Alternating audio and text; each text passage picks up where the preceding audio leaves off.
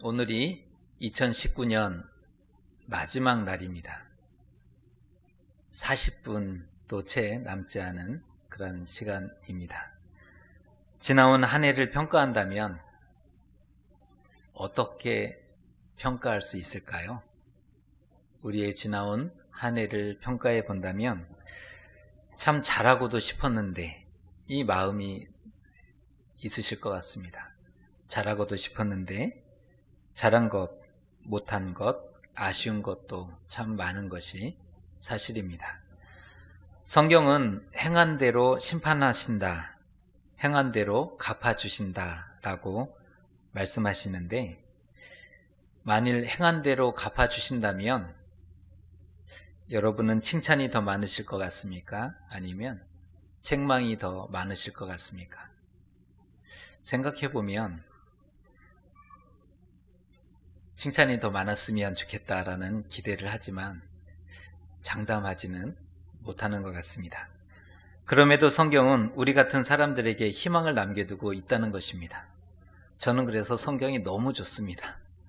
우리 같은 사람들에게 희망이라는 것을 남겨두셨는데요. 그 말씀이 오늘 읽었던 14절의 말씀입니다. 제가 다시 한번 읽어드립니다.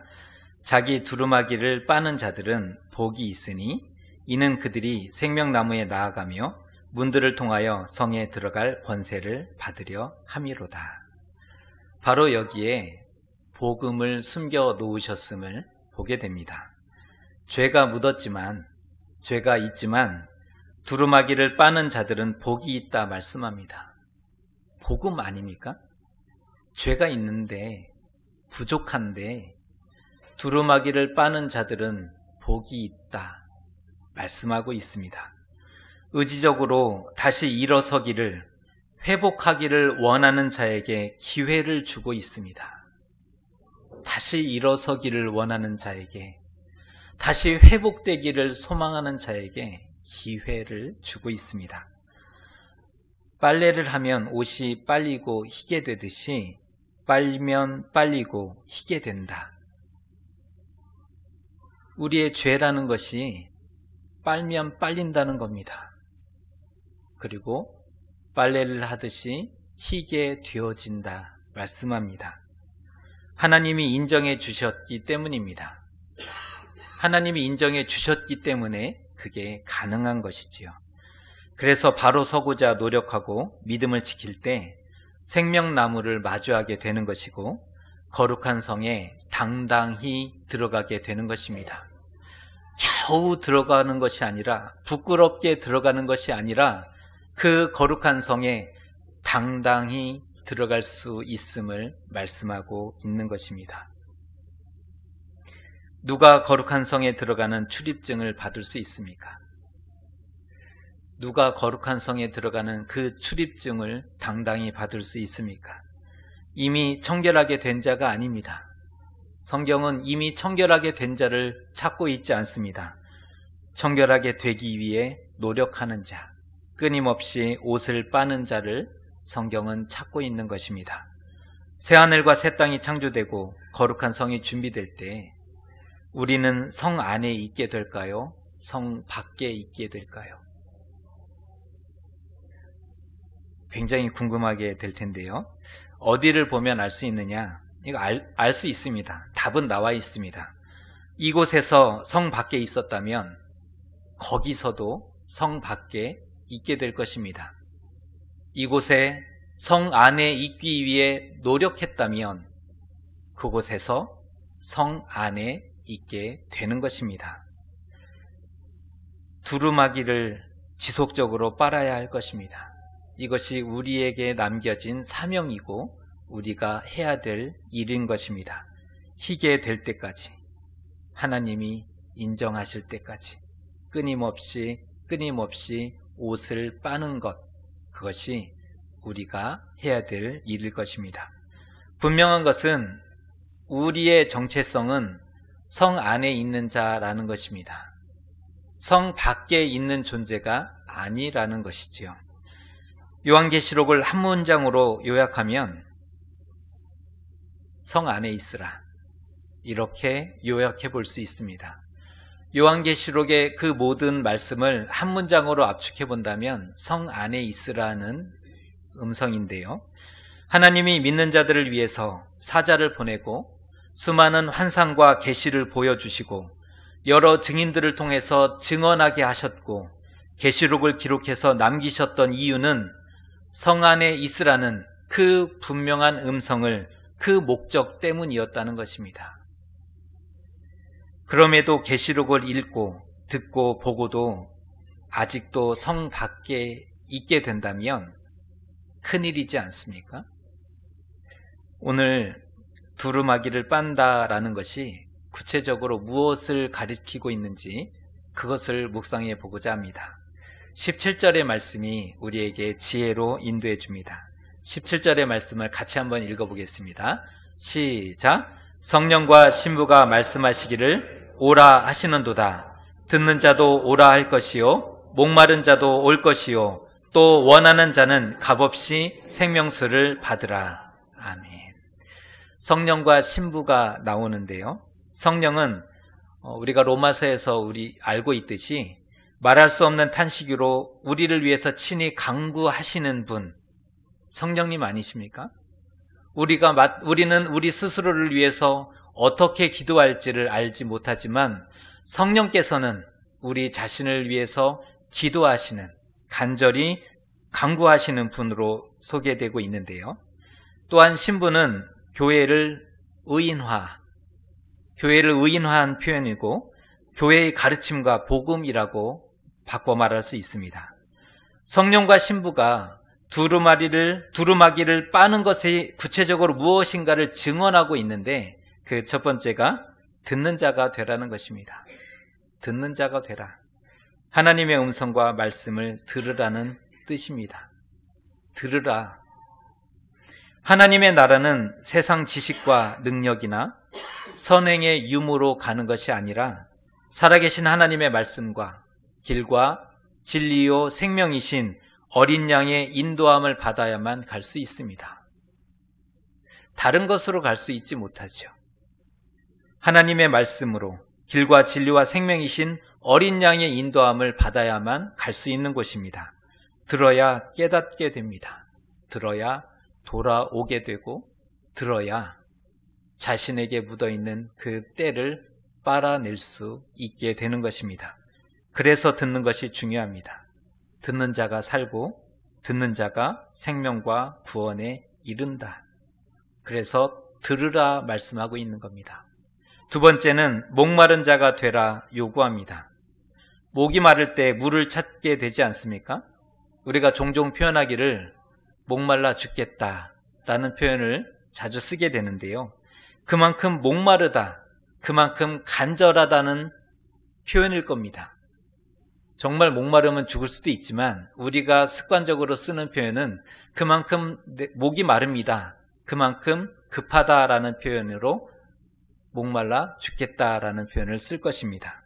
신기하게도 목이 마를 때 물을 마시면 목마름이 치유됩니다. 신기하죠? 되게 신기하지 않습니까? 정말 목말랐는데 그 한 잔의 물을 마셨더니 목마름이 치유되더라는 것입니다.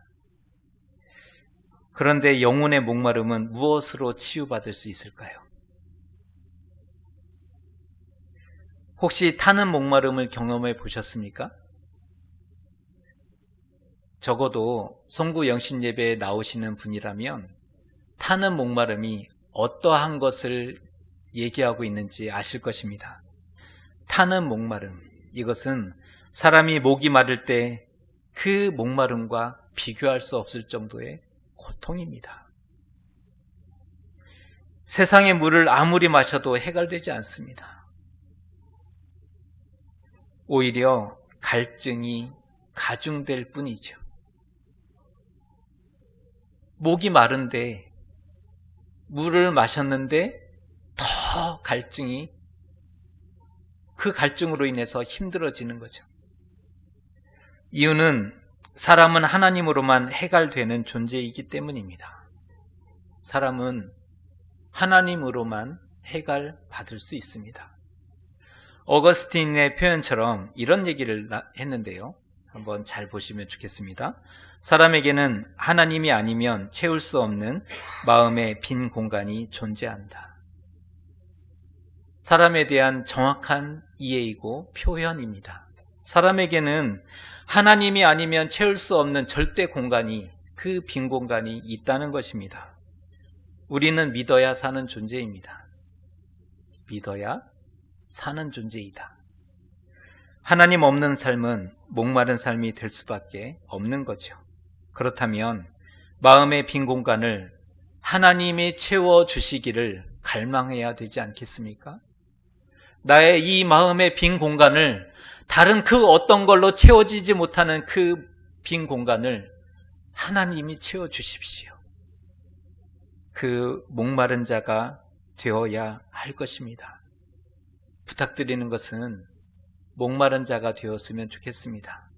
그러면 더욱 하나님 앞에 있게 될 것입니다. 목마른 자로 살아갈 때 우리는 하나님 앞에 더 가까이 있게 되는 것이지요. 영혼의 해갈뿐 아니라 영혼의 만족까지 얻게 되고 누리게 될 것입니다. 세 번째, 두루마기를 빤다는 행위는 원하는 자가 되라. 사람이 원하는 것은, 많은 사람들이, 또 우리도 마찬가지로 원하는 것이 있는데, 세상에서 얻고 누리고 가질 수 있는 온갖 좋은 것들을 원하고 바라고 소망합니다. 모든 사람이 마찬가지입니다. 그런데 그리스도인이 원하고 바라고 기도하는 것이 있어야 한다면 그것이 무엇일까요? 영적인 것이겠죠. 다시 말해서 은혜를 원하는 것이고 생명과 구원과 천국을 원해야 한다는 그러한 의미입니다. 마태복음 11장 12절의 말씀을 소개해 드립니다. 세례 요한의 때부터 지금까지 천국은 침노를 당하나니 침노하는 자는 빼앗느니라. 이 말씀이 무엇을 강조하고 있냐면 간절히 원하는 자가 받게 될 것이다. 그리고 더 풍성히 얻게 될 것이다 라는 이 강조의 말씀입니다.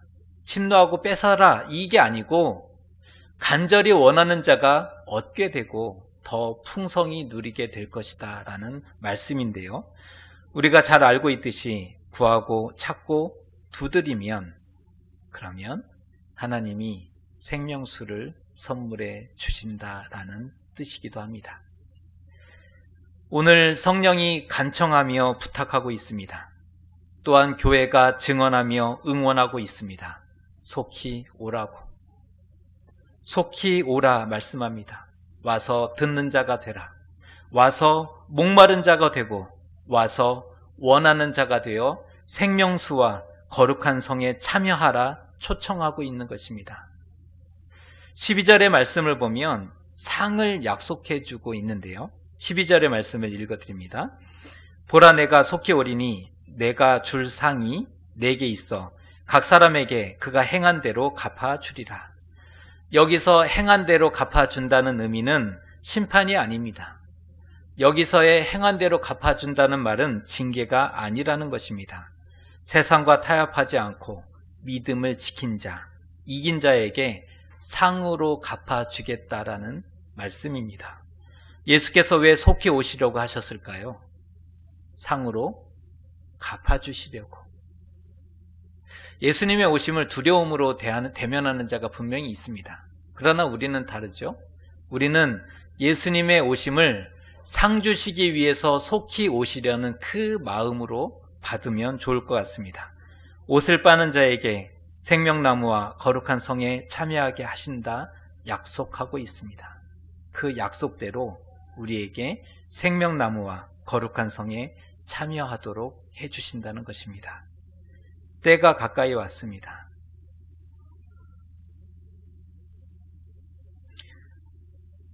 초대교회 때부터 그랬으니까 때가 왔다 그러시면 그렇죠. 그런데 때가 가까이 왔습니다. 새로운 세상, 하나님 나라가 다가오고 있습니다. 여러분은 새해를 어떠한 마음으로 기대하시는지 모르겠습니다. 새로운 세상으로, 하나님 나라로 그 소망하며 새해를 맞이하면 어떨까 싶습니다. 보라 내가 속히 오리라. 이 표현이 7절과 12절과 20절의 말씀 계속 반복되고 있습니다. 이 반복하고 있다는 것은 임박했다, 지체하지 않겠다라는 그 강한 의지를 보여주고 있는 부분인데요. 우리에게 주어진 지금의 시간과 세상 영원하지 않습니다. 우리가 살고 있는 이 땅의 시간과 이 땅의 세상 영원한 것이 아닙니다. 기회가 사라지기 전에, 마지막이 되기 전에 돌이켜야 할 것입니다. 우리는 하나님으로 사는 존재입니다. 스스로 왔다가, 스스로 있다가, 스스로 가는 존재가 아니라 우리는 하나님으로 사는 존재입니다. 우리의 존재 이유는 신적인 기원에 있다는 것입니다. 스스로 왔다가, 스스로 있다가, 스스로 가는 존재는 신적인 기원을 가지고 있지 못하는 사람입니다. 하지만 우리는 그런 존재가 아니죠. 하나님께 보냄받아 하나님과 함께 살다가 다시 하나님께로 돌아가는 존재입니다. 하나님께 보냄받았습니다. 그리고 하나님과 함께 이 땅을 살다가 다시 하나님께로 돌아가는 신적인 기원을 가지고 있는 존재입니다.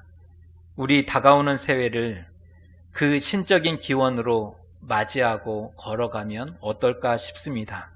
하나님이 보내셨고 이 땅을 살게 하셨고 다시 돌아가야 한다면 듣는 자로, 목마른 자로, 원하는 자로 살아가는 것입니다. 그렇게 새로운 세상을 간절히 소망하고 기대하는 이들에게 예약된 말씀이, 약속된 말씀이 바로 이 말씀입니다. 주 예수의 은혜가 모든 자들에게 있을지어다. 아멘. 그렇게 기대하고 소망하는 자에게 예약된 말씀입니다. 이 말과 함께 성경 66권은 대단원의 막을 내리고 있습니다. 이 마지막 음성과 함께 성경 66권의 모든 하나님의 말씀이 대단원의 막을 내리고 있습니다. 성경과 말씀이 우리에게 주고자 하신 것이 무엇인지 분명해지는 부분입니다. 주 예수의 은혜가 모든 자들에게 있을지어다. 이것이 바로 하나님 아버지의 마음이라는 것입니다. 하나님 아버지의 우리를 향한 응원의 소리가 바로 여기에 담겨 있는 거죠. 여러분을 응원합니다. 새해에 주 예수의 은혜가 가득하시기를 축복합니다. 여러분의 삶에 주 예수의 은혜가 넘치시기를 축복합니다. 어느 날 랍비가 제자들에게 이렇게 질문하였습니다. 밤이 끝나고 낮이 시작되는 동이 트는 시간을 어떻게 분별할 수 있겠느냐? 그러니까 스승인 랍비가 제자들을 앞에 두고 밤이 끝나고 낮이 시작되는 그 시간을 어떻게 분별할 수 있겠느냐 물었습니다. 그러자 제자 중에 똑똑했던 베드로와 같은 제자가 있죠. 똑똑했던 제자가 멀리서 개와 양을 구분할 수 있는 그때가 동트는 시간입니다. 맞죠? 멀리서 개인지 아니면 양인지 구분할 수 있으면 아침 맞죠. 하지만 랍비는 고개를 저었습니다. 그러자 기다렸다는 듯이 다른 제자가 이렇게 답합니다. 무화과 나무와 포도 덩쿨을 구분할 수 있을 때가 아닐지요. 하지만 랍비는 여전히 고개를 저었습니다. 다 맞는 얘기인데, 이 아침을 설명하고 있는 적절한 비유가 맞는데 랍비가 아니라고 하자 선생님, 그러면 우리에게 답을 알려주십시오 라고 되물었습니다. 랍비가 이렇게 말했다 합니다. 너희들이 다른 사람의 얼굴을 들여다보고 그들을 너희의 형제나 자매로 인식할 수 있을 만큼 충분한 빛이 있을 때, 그때가 바로 동이 트는 시간이다. 그 전까지는 밤이고 어두움이 여전히 너희와 함께 있는 것이다. 지금 우리는 밤을 보내고 있는지 낮을 걸어가고 있는지 돌이켜 봐야 할 것 같습니다. 서로가 형제와 자매로 볼 수 있을 때 하나님의 빛이 우리에게 비추고 있는 것이고, 그것은 곧 동이 튼 것이고 우리가 걸어가는 시간은 낮이라고 얘기할 수 있기 때문입니다. 왜 우리에게는 어두운 밤뿐이냐고 불평할 것이 아니라, 왜 나에게는 밤이 이토록 오래도록 계속되고 있느냐 불평할 것이 아니라, 혹 우리 자신 때문에 아직도 우리는 밤을 살아가고 있는 것은 아닌지 살펴보아야 합니다. 온 세상이 낮을 살아갈지라도 나 홀로 밤을 걸어갈 수 있는 것입니다. 그 자신이 밤과 어두움을 살고 있다면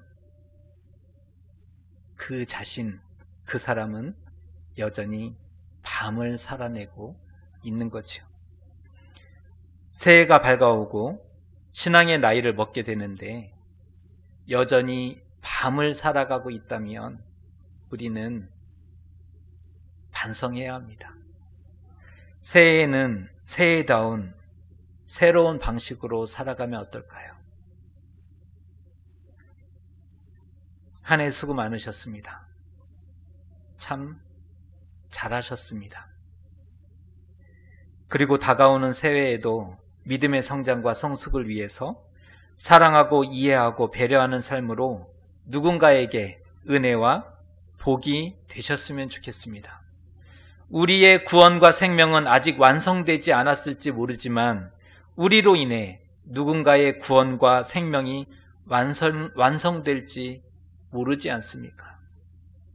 지금까지 우리는 우리 자신의 구원과 생명을 위해서 그것이 영순위, 1순위로 놓고 달려왔지만 새해에는 새해다운 삶으로 도전해보면 어떨까요?